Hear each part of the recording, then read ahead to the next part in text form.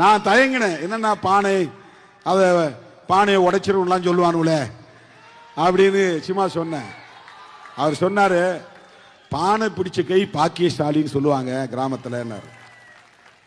இப்ப பாருங்க, அக்னி செட்டியை வரையணும்னாலும் பானையை போட்டுதான் ஆகணும்.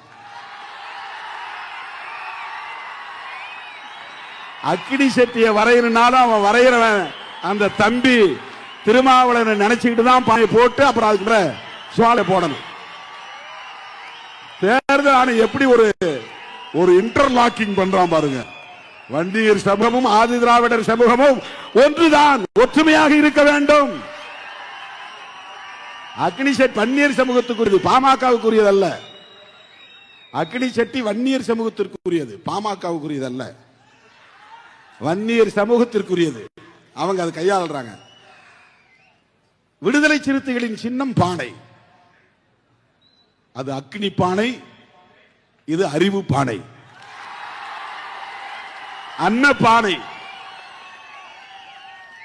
அறிவும் வேணும், அக்னியும் வேணும். உடம்புல எப்பவும் ஒரு சூடு இருக்கணும். சூடு குறைஞ்சிடக்கூடாது.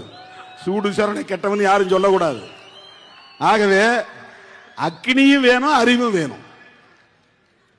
இப்ப நமக்கு தேர்தல் ஆணையமே இந்த சமூகங்களுக்கு இடையில ஒரு நல்லுறவை, நல்லிணக்கத்தை உருவாக்கக்கூடிய வகையில்